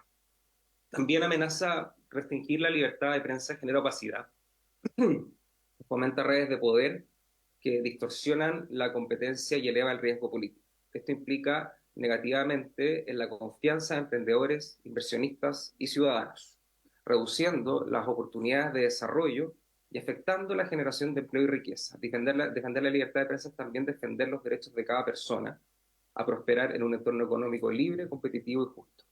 Y esto se respalda, según Duta, Roy y Robel, que los países con prensa libre muestran mayores tasas de creación de nuevas empresas per cápita, incluso cuando se controlan factores como la educación, el ingreso y la estabilidad económica. Una prensa libre reduce las asimetrías de información en el mercado y facilita la toma de decisiones de emprendedores y disminuye los costos de entrada, haciendo más transparente el ecosistema económico. Para lo anterior, nosotros tenemos de todas maneras una propuesta, porque Red Liberal creemos que si bien es necesario hacer, en el fondo, llegar esta información, que si quieren ahí podemos remitirla para que tengan más profundidad con respecto al tema, que lamentablemente no lo puedo mostrar en la presentación, creemos que es importante, primero, entregar una propuesta para que se mejore el proyecto como está. En el numeral 4 del artículo primero, sugerimos eliminar los verbos informare, difundiere, divulgare, limitando la sanción a quienes entreguen directamente antecedentes reservados, evitando así perseguir a periodistas o medios de difusión de información de interés público. El numeral 1 del artículo 1, segundo, proponemos reemplazar la frase información difundida por información entregada y eliminar referencia al informar y con el fin de delimitar claramente la conducta sancionada. Además, planteamos incorporar una excepción explícita para los trabajadores de Televisión Nacional de Chile. Sabemos que formalmente sus trabajos no son considerados funcionarios públicos bajo la definición tradicional. Sin embargo, creemos fundamental brindar su mandato público de informar, previniendo interpretaciones futuras de la Contraloría que al anexar su condición especial puedan restringir o debilitar la labor editorial de TVN. Y bueno, para ir cerrando, debido y haciendo honor al tiempo, quiero hacer una reflexión con respecto a qué hubiera pasado en el caso Watergate si la prensa hubiera estado limitada por leyes que castigaran con prisión la publicación de antecedentes reservados, o si la cobertura periodística de las filtraciones sobre corrupción gubernamental hubieran sido frenadas por amenazas de sanciones penales.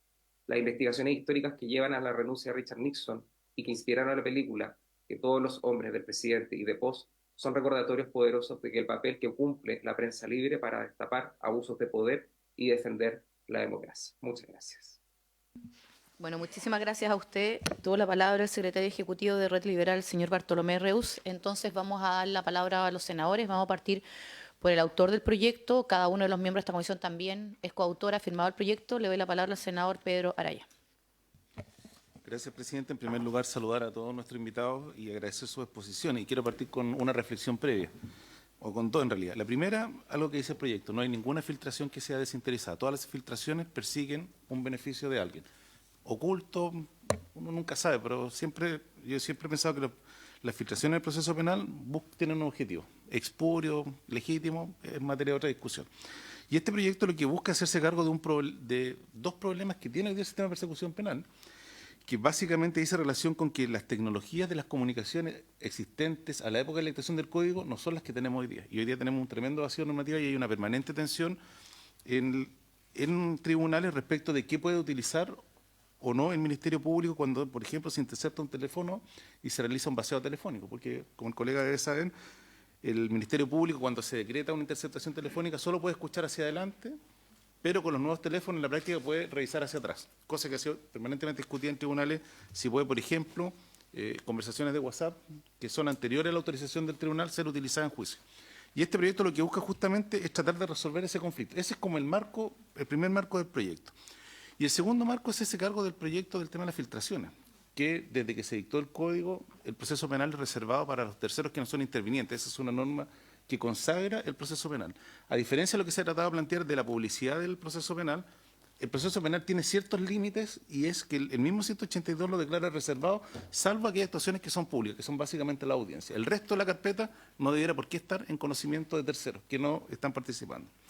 Dicho eso, también me llama mucho la atención porque efectivamente aquí hay dos normas penales. Yo no vi a nadie del Colegio Periodista discutiendo cuando se aprobó la norma del 226J, que es una norma absolutamente restrictiva, porque a diferencia de lo que ocurrió en la ley de lavado de activos, que es una norma vigente, el artículo 31, inciso cuarto, hizo la distinción entre particulares y funcionarios públicos.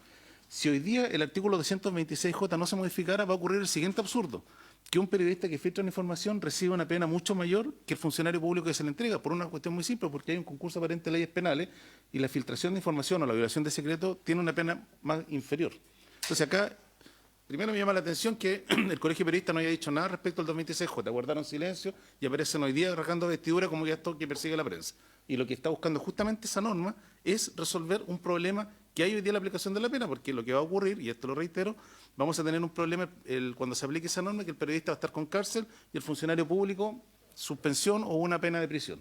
Entonces, esa es la primera reflexión. La segunda, este proyecto no toca la libertad de prensa. En ningún minuto nosotros entramos a discutir respecto a la libertad de prensa. Y en esto, lo que se hace efectivamente es sancionar las filtraciones, entendiendo que hoy día nosotros tenemos una criminalidad que es mucho más compleja, que lo que necesitamos resguardar es, al final del día, el interés de la investigación, porque yo creo que a la sociedad lo que le interesa es que cuando el Ministerio Público está persiguiendo a un delincuente, pueda hacer, primero, recibir las pruebas y llevarlo a juicio y condenarlo. Y entonces, en ese sentido, lo que se busca es un cierto resguardo respecto de qué cosas se puede hacer y no hacer. ¿Y por qué digo esto? Porque nosotros no entramos a tocar lo que es la ley de prensa y especialmente lo que es el artículo 30 y que se engancha con el número 10 del Código Penal. Aquí no se toca la estructura que exime a los periodistas de responsabilidad penal cuando actúan en el ejercicio profesional. Entonces, por eso me cuesta entender a qué se debe en el fondo, esta batahola que se ha armado respecto de un tema que viene a resolver cuestiones de carácter que son prácticas. Yo habría compartido con lo de ustedes, con todos los expositores lo que han dicho, si nosotros hubiéramos planteado, por ejemplo, que aquí en estos casos no se aplicará la eximente responsabilidad contenida en el artículo 10, número 10 del Código Penal, comparto con ustedes que estaríamos contra un proyecto que atenta contra la libertad de prensa. Pero en estos casos, el mismo proyecto le entrega la salida a los periodistas, que es al exigir en el tipo penal que esto sea indebido. Probablemente la expresión indebido no es la expresión más feliz, pero si uno va a lo como se ha reconocido en la jurisprudencia y la doctrina, ¿qué es lo que es algo indebido? Es algo que no guarda relación o que se aparta de lo debido o que no cumple con la norma. Entonces, cuando un periodista está en el ejercicio de su profesión cumpliendo con la norma, conforme a los estándares que establece la ley de prensa, que este proyecto no toca, está actuando conforme a derecho. Y será un tribunal el que tendrá que determinar si esa actuación es o no conforme a derecho. Y por lo demás recordar también que la propia ley de prensa y una serie de normas especiales establece limitaciones en el ejercicio del periodismo. O sea, la propia ley de prensa establece sanciones respecto a los periodistas que informan cierto tipo de situaciones por a través de la querella, injuria y calumnia o las demandas civiles. O sea, la misma ley de lavado de activos les prohíbe informar a ustedes cuando hay una investigación de lavado de activos. Entonces, eso, en ese sentido, yo no veo que aquí no veo un problema mayor. Claro, puede ser que efectivamente el concepto indebidamente esté generando un ruido adicional, pero si uno lo mira en lo que es la jurisprudencia y la doctrina que se ha construido en materia penal respecto de cómo se define indebidamente, tenemos una rica doctrina y jurisprudencia, este no es un concepto nuevo. Probablemente si uno hubiera utilizado alguna otra palabra, sería motivo de más discusión, pero hoy día cuando uno revisa doctrina penal que hay o los últimos fallos de la Corte Suprema, fallos antiguos, se ha delimitado bastante el concepto de indebidamente. Entonces, en ese sentido, me gustaría preguntarle, primero, ¿cuál fue la razón de por qué ustedes no dijeron nada cuando se discutió y se aprobó el artículo 226J, que se claramente lo deja en una posición más desmejorada? Lo segundo, respecto a lo que dijo la profesora Peña, yo creo que ella hace una distinción entre secreto y reserva, pero si uno mira el Código Procesal Penal o la norma general de procesal penal, el Código no distingue entre secreto y reserva, más bien lo tiende a utilizar como sinónimo, lo utiliza indistintamente. Entonces, en ese sentido, sería necesario, a juicio de ella, hacer esta distinción porque la legislación procesal penal no lo hace. Lo segundo, que si a juicio de ella, la ley de prensa reconoce ciertas limitaciones y el proyecto que hemos presentado se ajusta o no a esas limitaciones que tiene la ley de prensa, guarda concordancia con lo que es las normas constitucionales en la materia. Y finalmente yo recojo lo que dijo el señor Zárate, porque yo creo que efectivamente él le apunta dónde está el centro de la discusión y cuál es el centro del problema. Y en eso claramente todos los proyectos son absolutamente perfectibles y sumamente disponibles a buscar alguna norma que resuelva el tema, porque yo creo que efectivamente nosotros tenemos una serie de leyes, entre otras la ley de libertad de prensa, que se quedó estancada en el tiempo y que hoy día no responde a la realidad actual, primero de los medios de comunicación, las nuevas tecnologías y el nuevo proceso penal, porque fueron normas que quedaron entrampadas en el camino y claro, se ha tenido que en el fondo tratar de hacer una suerte de malabarismo con las normas para ver cómo coinciden. Comparto con usted y ojalá existiera el espacio de una nueva ley de prensa que se pueda hacer cargo de todos estos problemas, el estatuto de los periodistas, responsabilidad de los periodistas, qué pasa hoy día, por ejemplo, sobre todo con las plataformas electrónicas, donde hoy día muchas veces se crea una noticia y el que replica la noticia no es un periodista, sino es un logaritmo. Y termino diciendo, presidente, que yo creo que nosotros, principalmente los tribunales de justicia, tienen hoy día una rica jurisprudencia para resolver cuándo se está frente al interés público. Porque siempre que hay interés público, a mi juicio, opera la causal de eximente de responsabilidad penal. Y justamente este proyecto no quiso innovar, y en esto también me hago cargo de alguna observación que plantea la profesora Peña. Yo soy de la tesis de que cuando existen normas generales en materia penal, nosotros no tenemos que empezar a innovar en normas particulares, porque eso al final del día termina generando un problema interpretativo en el grueso. Y en esto, vuelvo a recalcar, este proyecto por eso no toca nada de lo que es la libertad de prensa, no toca las eximente de responsabilidad penal que tienen, sino que lo que se hace cargo es tratar de resolver este conflicto que hoy día se vive día a día y con una criminalidad que es cada vez más organizada. Yo creo que a la sociedad, junto con informarse, el principal interés es que esas organizaciones criminales o esos delincuentes sean llevados a juicio. Y termino con esta última reflexión, porque además hay que recordar que las normas que nosotros hemos hecho hoy día, las últimas modificaciones, Agenda Corte de Seguridad, delitos contra el crimen organizado, nuevas técnicas de investigación, más que empezar a referirse a tipos penales, se están empezando a referir a construcciones sociológicas, crimen organizado, bandas delictuales. Y eso está generando, a mi juicio, va a abrir en el debate en materia penal y procesal penal un campo bastante nebuloso respecto de qué normas se pueden aplicar en eso. Y en esto, como aquí el 226J, que creo que es el centro del problema, va a quedar en un área bastante gris. la última reflexión, nosotros citamos en la moción los casos obviamente que son de mayor connotación pública porque son los que la gente más entiende, pero podríamos citar una serie de otros casos que hay o de fallos que hay de las Cortes respecto a qué es lo que ocurrió con los paseos telefónicos, entre otras cosas. Pero la disposición de la Comisión es a tratar de avanzar en esto y también pedirle también a los periodistas que puedan informar correctamente qué es lo que busca el proyecto, porque yo creo que se hizo una caricatura respecto a algunos medios de comunicación sin ni siquiera haber leído el proyecto. Gracias, Presidenta. Gracias, senadora Araya. Le voy a pedir ahora a la comisión poder prorrogar 15 minutos, ya son las 12. Acordado eso, le doy la palabra al senador Durresti y después, como ya algunos han levantado la mano, todos van a hablar. Muchas gracias. Gracias por su intermedio, Presidenta. Saludar a los invitados. Agradable el debate, agradable el tono, agradable la sugerencia o la observación. Algunos uno puede estar de acuerdo o desacuerdo, pero alumbra el debate y creo que es importante. Dos cosas. Hay un debate, y comparto ahí con la presidenta del colegio, hay una serie de debates anexos al estatuto, la tuición reglamentaria, pero yo siempre lo que digo, hay que concentrarse en el texto, porque, digamos, nosotros legislamos sobre proyectos, sobre boletines, sobre ese proyecto y podemos hacer indicaciones, adicionar o no, pero no siempre es interesante centrarse en el objeto de la discusión. Yo entiendo que los colegios profesionales, o a veces el mundo académico, las organizaciones, ven en esto una oportunidad o una amenaza, lo entiendo, pero yo siempre hago la reflexión de que nos concentremos en lo que somos, en lo que se presentó. Yo le agradezco al senador Araya, que es el autor intelectual del proyecto, nos invitó a participar. Nosotros habitualmente en esta comisión, transversalmente, gobierno-oposición, discutimos, somos la mayoría abogados, trabajamos con nuestros equipos y entendimos absolutamente el propósito. Entonces, ahí hago una reflexión previa. Creo que es un error cuando se instalan estereotipos, sea a favor o en contra sobre un tema. Yo me he referido con algunos de personas que han llamado o que han señalado. Yo creo que cuando uno genera un estereotipo sobre un proyecto elude la discusión de fondo y por eso parto valorando que esta es una discusión académica, profesional, con elementos, pero si tú lo concentras, discutamos lo que tenemos. Obviamente esto no está escrito en piedra, está en primer trámite. Al Colegio de Periodistas, quiero señalar, fue la primera institución que se les invitó. Fue la primera que se le invitó y ustedes no concurrieron seguramente por agenda o alguna situación. Entonces, creo que a propósito también, no de las filtraciones, pero a través de una nueva sociedad, me he encontrado con decenas de personas informadas o de las cuales yo tengo muy buena opinión, opinando sobre esto sin haberlo leído.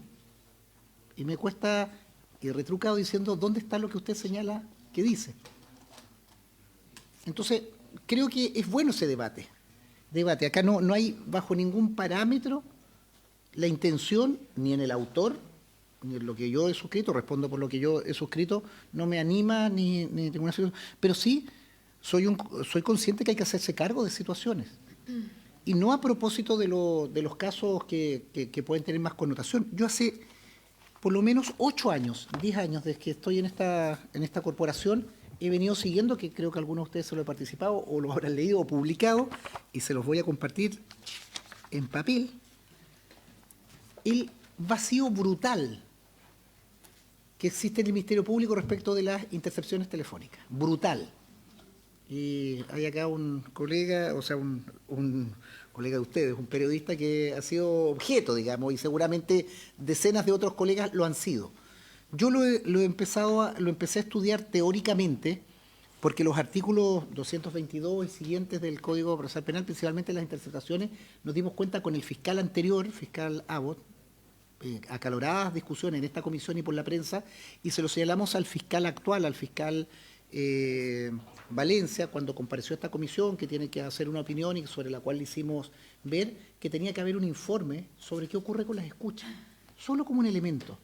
Las escuchas establecen en el artículo 222, 23, que cuando se escucha a alguien y esa información residual, no es el sujeto, pero uno habla con alguien que tiene el teléfono pinchado, esa información que no es, tiene que ser notificada a la persona que fue escuchada, destruida la información.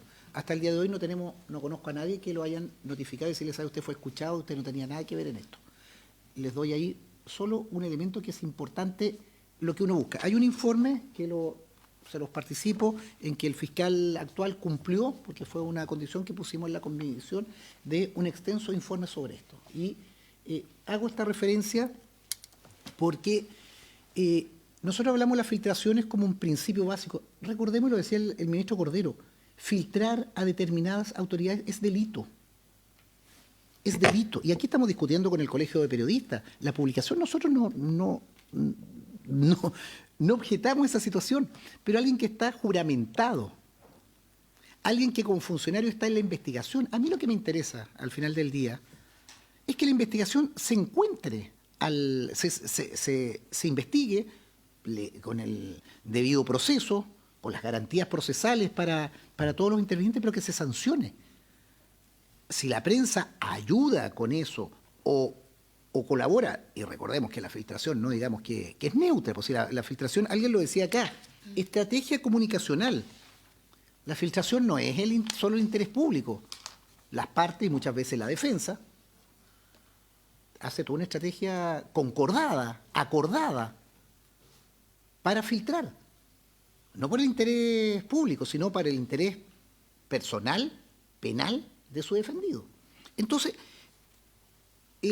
quiero aclarar, libertad de prensa absoluta, el trabajo, pero quienes tienen el deber de resguardo de la información, principalmente para el éxito de la investigación, como el Ministerio Público, tiene que ser riguroso. Porque al final del día nosotros terminamos hablando de las filtraciones de tal caso, pero no sabemos a quién se condena. Y lo que yo quiero que el Ministerio Público, porque también tiene tremenda responsabilidad, los fiscales investiguen, confronten, defiendan sus tesis y las ganen en tribunales. Recordemos que son los tribunales, el tribunal penal en lo oral en lo penal, o en definitiva las cortes las que terminan estableciendo una pena. Yo quiero que esa investigación sea bien hecha, informada y con toda la situación, con todo lo que significa, pero lo que buscamos, al menos nosotros en esta comisión, y creo que interpretar, o al menos hablo por mí para no arrogarme la representación, es que las investigaciones penales, y claramente hoy día vemos que las investigaciones penales no se concentran en eso, sino más bien es una comedia de publicaciones, de distintas cosas, en que ya terminamos en situaciones que no son del éxito de la investigación penal, sino más bien de la investigación. Ahí también, sugerir también en la discusión, le estaba pidiendo que la Secretaría lo tenía disponible porque alguien lo adjuntó, entender hoy día lo que es el celular, como un instrumento que, lo decía Pedro al comienzo, voy terminando, Presidenta, que cuando se estableció el nuevo Código Procesal Penal, cuando se estableció el nuevo sistema, se entendía que la interceptación telefónica es, como su nombre lo indica, la interceptación de la comunicación. Eventualmente ya existía la computación y se incauta el computador y el disco duro como un elemento de almacenamiento. Hoy día el teléfono como un instrumento casi omnipresente en todo tipo de actuaciones es incautado, interceptado, ya no la interceptación telefónica propiamente el diálogo, sino tiene un conjunto de otros soportes, claramente muchos de índole absolutamente personal, de absolutamente no adscritos a la investigación, que por el momento de incautarlo es una fuente inagotable de elementos que no dicen relación con la investigación penal. A mí lo que me anima es tener un mejor sistema penal que investigue los delitos complejos o no complejos, que sancione efectivamente y que los fiscales hagan su trabajo. Y que la prensa haga su trabajo, pero entendiendo que quien tiene obligación legal de reserva, porque así lo ha establecido para el éxito de la investigación, tiene que cumplirse. Y eso es al menos lo que a mí me anima, y me gustaría preguntar, como devolviendo algunas preguntas, depende quién lo hace. ¿Qué le parece al colegio esta propuesta, que no sé si les pasaron copia también de la modificación, el 30 bis, la sugerencia que hace el fiscal con el 30 bis con sus 4 puntos, cómo lo ven y cómo interpretan ustedes la teoría o la situación de la doctrina de las manos limpias?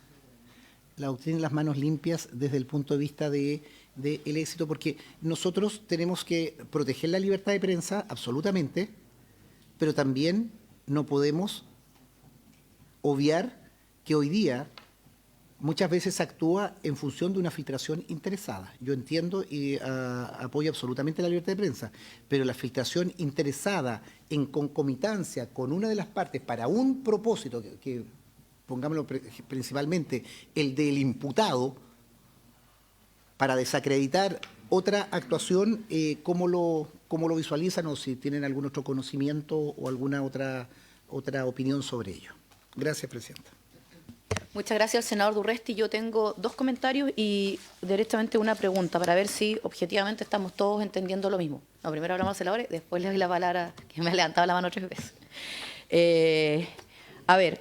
Yo creo que está de más decir, pero me parece importante dejarlo en la historia de la ley, que el ánimo no es vulnerar, ni limitar, ni restringir la libertad de prensa. Eso es lo primero.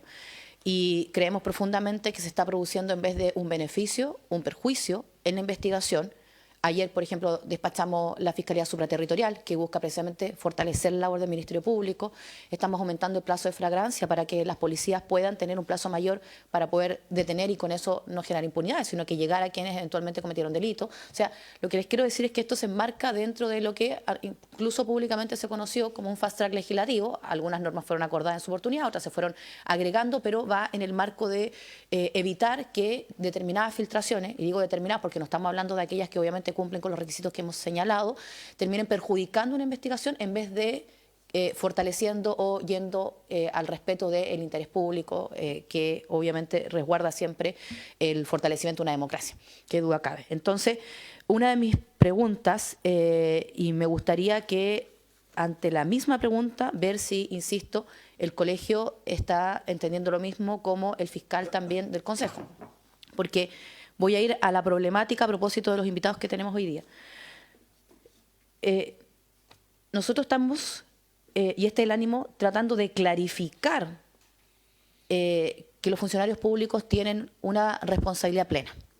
Y estamos tratando de establecer en nuestro ordenamiento jurídico que el funcionario público no puede tener una sanción menor que la del periodista.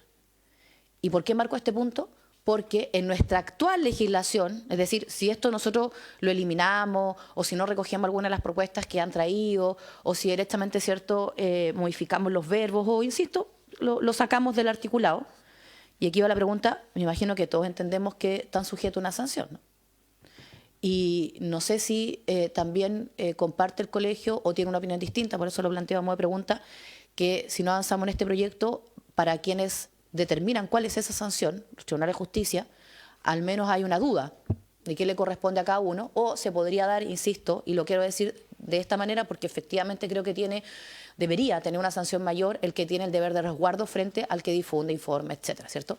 Se podría, insisto, dar la paradoja de que ese funcionario, lo reitero, termine con una sanción menor. Entonces, ¿por qué marco este punto? Porque en la modificación, dado que este proyecto tiene 3 grandes modificaciones y modifica distintos artículos, no voy a entrar, por ejemplo, pero lo digo rápidamente para que se me entienda la idea, porque en eso creo que además hay bastante acuerdo incluso con el propio Ministerio Público respecto del límite a quienes pueden querellarse en una causa, entendiendo que hoy día se están querellando con el ánimo de acceder completamente a un expediente y de esa manera, con distintos intereses, entregar información. Pero bueno, vuelvo a lo que nos convoca y aprovechando quienes están invitados, insisto, en esta sesión, a ver si entendemos que persigue a propósito de la sanción penal y el objetivo que tenemos nosotros de clarificarlo cuando estamos hablando de funcionario público, cuando estamos hablando, ¿cierto?, del periodista, de la prensa, y si se entiende también que eliminando esto, porque estamos ya no aquello, eliminando esto, ¿a qué entonces debe atenerse la prensa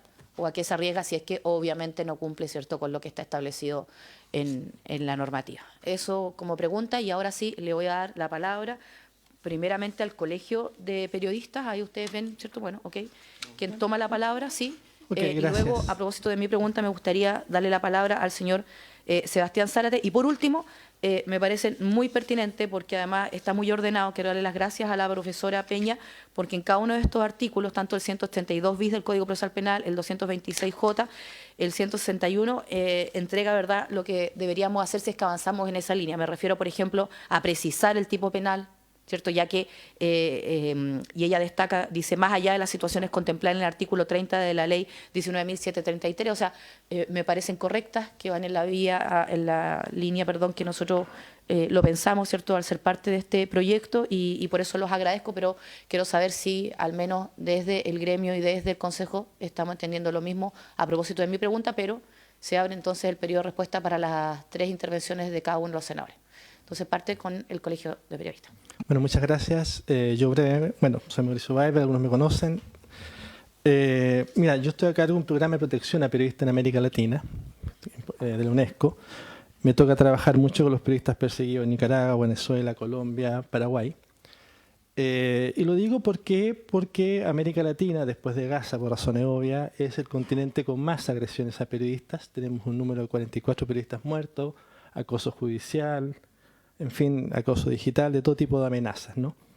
En los últimos tiempos yo me he tenido varias reuniones con Roberto Roque, el presidente de la FIC, con Pedro Vaca, el relator de libertad de expresión, con la gente UNESCO, para coordinar estrategias de trabajo en América Latina. Yo entiendo la preocupación por las filtraciones, pero escuchando hoy lo que ustedes dicen me doy cuenta también que quizá hay un error de enfoque. Porque esta ley como está, y permítame la brutal sinceridad, pero es muy parecida a las normas de Nicaragua, que yo la verdad no las quiero mucho, para ser honesto. ¿Esto qué significó, este tipo de norma en Nicaragua? Significó que los medios nicaragüenses tuvieron que empezar a publicar desde fuera de Nicaragua. La prensa de Nicaragua publica desde Costa Rica, para eludir estas normas, ¿no? La prensa este año recibió el Premio Mundial de Libertad de Expresión de la UNESCO, que es el Nobel del periodismo, después de años de trabajo de esa forma. Eso es lo primero. O sea, esta es una norma que está, como ya lo dijo la profesora Peña y todo, está chocando muy fuertemente con lo que son los estándares de la Corte Interamericana de Derechos Humanos, el Sistema Interamericano de Derechos Humanos, ¿no?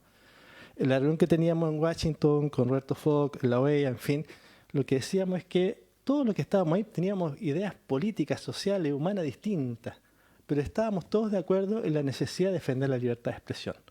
A mí me tocó trabajar con el gobierno de Ecuador, que tiene un tinte, con el de Lula, he tenido que estar en el Congreso mexicano, y este tipo de normas choca profundamente. Pero sí estoy de acuerdo con las preocupaciones que ustedes plantearon y quiero ir ahí después. Pero antes de ir a ese último punto, para no quitar más tiempo, quiero solo plantearles un ejemplo del enorme valor de las filtraciones. Enorme valor del cual ustedes mismos se han beneficiado y el país se ha beneficiado. Y voy a poner un caso que lo conozco de cerca, el caso Mélico Gate, ¿no? El caso Mélico Gate se hizo en base a trabajo periodístico, pero también a filtraciones. ¿Cuál fue la consecuencia de ese caso? Se eliminó la ley reservada del cobre. Había un fondo extra presupuestario en Estados Unidos de 4.500 millones de dólares. Esos 4.500 millones de dólares ingresaron al presupuesto nacional. Es el equivalente a una reforma tributaria. Ese es el valor del buen periodismo. Lo que ustedes están planteando es otro tema. Lo que ustedes están planteando es cuánto registra el Ministerio Público. Y en eso estoy de acuerdo. Lo que ustedes están planteando no es sobre la libertad de expresión, lo que están planteando es en el acceso al teléfono. ¿Por qué el Ministerio Público se va a quedar con las conversaciones personales y privadas? Eso es distinto. Entonces, lo que se requiere no es una ley que no va a funcionar, porque ya hay experiencias internacionales que nos muestran que no funciona, ¿ya? Sino que lo que se requiere es regular cómo el Ministerio Público accede a los teléfonos y qué es lo que registra y qué es lo que no registra. Que es distinto. Ya vamos a estar todos de acuerdo. O sea, lo que aquí se requiere es ver el Ministerio Público, y no solo el Ministerio Público, el policía que queda con esta información, porque esto en la práctica queda en un equipo policial, ¿no? De hecho, hay un solo policía que tiene todos los teléfonos, ¿no? Que si uno revisa los informes, hay uno solo que los tiene todos, ¿no? No era el nombre acá para no entrar en conflicto, pero que es un chico joven de 30 años, tiene todo. Entonces, el tema es el siguiente. ¿Qué es lo que se registra y no se registra? Y yo lo entiendo perfectamente. Yo fui víctima de espionaje militar y hoy día está preso el jefe de inteligencia del ejército y está preso el juez que ordenó esa investigación. Yo estoy en juicio contra ellos y están presos. Así que yo entiendo lo que ustedes están diciendo. Pero lo que hay que regular entonces es cómo el Ministerio Público registra las conversaciones privadas. ¿Qué sostiene y qué no sostiene? ¿Y quién tiene acceso a esas conversaciones privadas? Que es distinto. Porque también es cierto que este mismo acceso a la comunicación se usaba para atacar a periodistas. El caso de Josefa Barraza. Se usó un expediente judicial para filtrar una comunicación periodística y atacarla a ella. Entonces el problema no es la libertad de expresión ni la filtración. Porque además los periodistas tenemos otra obligación que aquí nos ha planteado, que es la obligación de investigar a los jueces y a los fiscales. Voy a traer un caso antiguo, ¿no? Gemita Bueno. ¿Ok? ¿Qué hubiera pasado si Decline no investiga la extracción de los jueces, los fiscales o la declaración de Gemita Bueno? Nosotros no solo tenemos que investigar lo que el supuesto inculpado o inculpada hizo, tenemos que investigar también a los jueces. Hoy día el crimen organizado está entrando muy fuerte en el país. Tenemos un problema grave con ese crimen organizado, pero los periodistas tenemos que investigarlo. Y a mí lo que me preocupa es que, lamentablemente, por falta de compromiso de este gobierno, no estamos logrando avanzar como quisiéramos la ley de protección a periodistas. Lo hablábamos recién con la gente de la Federación de Medios. Es muy probable que pronto tengamos periodistas secuestrados en el norte por el crimen organizado y no tenemos un mecanismo de protección, que es lo que le hemos estado exigiendo al gobierno y que el gobierno se comprometió y ahora no lo bajó. Entonces vamos a tener que trabajar todos, como yo hablaba con Roberto allá de la CIP, con Pedro Vaca, con la gente de la UNESCO, con toda la gente de distintas posiciones políticas, con el gobierno de Ecuador y con el de Lula. Sí, ¿cómo logramos esto? Y mi consejo humilde es concentrémonos en qué es lo que registra el Ministerio Público. Porque no vamos a sacar nada con atacar las filtraciones si el Ministerio Público es discrecional para hacerlo, ¿no? Entonces, el problema es qué registra el Ministerio Público, ¿no? Y cómo se certifica que ese material se destruyó. A mí me dijeron que habían destruido todo lo que grabaron supuestamente de mí. Yo no tengo ningún registro de eso. Nunca. ¿Te fijas? Y en el caso mío, lo que fue una orden donde pusieron mi teléfono. Sí, pusieron mi teléfono y pusieron el nombre de una inmigrante irregular boliviana, Marta Condori. ¿Ya? Entonces, mi sugerencia es salirnos de este bosque que es innecesario, porque yo sé que estamos todos pensando en libertad de expresión, y meternos en el bosque que corresponde, que es el de regular el Ministerio Público. Eso nomás. Gracias. Ok, muchísimas gracias. Me pidió la palabra la presidenta del colegio. Sí, brevemente. Muchas gracias, presidenta. Bueno, yo creo que efectivamente este debate, este espacio que se ha abierto en la Comisión de Constitución nos da cuenta, a lo menos, que el proyecto de ley tiene un problema de interpretación, quizás. O sea, no habríamos estado aquí 1 hora y media representantes de la academia, de sociedad civil, de distintos espacios, si no existiera ese problema de interpretación. ¿Y qué quiero decir con eso? Que efectivamente, como usted señala, la responsabilidad de quien filtra y quien difunde son distintas, ¿no? Pienso que aquí justamente lo que se ha dicho tiene que ver con establecernos qué pasa cuando el que difunde es un periodista que lo hace en el sentido de su trabajo finalmente, ¿no? Quienes conocemos el mundo de los medios de comunicación sabemos que el periodista es parte de una cadena, ¿no? No es quien probablemente toma las decisiones, no es en ningún caso quien va a filtrar, ¿no? Los periodistas no estamos dentro de la Fiscalía buscando carpetas, sino que hay un proceso, hay cadenas, y creo que en ese sentido lo que aquí se ha interpretado, a juicio de ustedes erróneamente, a juicio de nosotros porque hay una ambigüedad y no es tan clara, respecto a que se está estableciendo una responsabilidad indebida finalmente en la reproducción de información de carpetas investigativas en personas que finalmente están haciendo una labor profesional.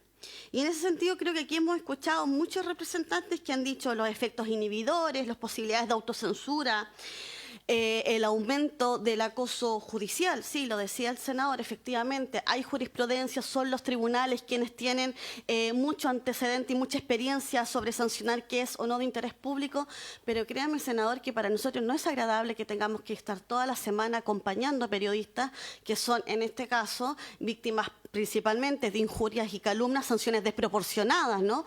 Que hoy día están en el Código Penal y que ya ha dicho el Relator Especial de Libertad de Expresión que no corresponde. Hay un fallo de la Corte Interamericana de Derechos Humanos a propósito del caso Barahona Breivik versus el Estado de Chile, que obliga al Estado de Chile a sacar del Código Penal la injuria y calumnia por ser desproporcionada a un uso que se hace de manera cotidiana contra periodistas y personas trabajadoras de las comunicaciones. Es decir, lo que nosotros también buscamos es evitar esa presencia de periodistas en tribunales que tienen que finalmente dedicar tiempo, recursos a tener que llevar procesos judiciales.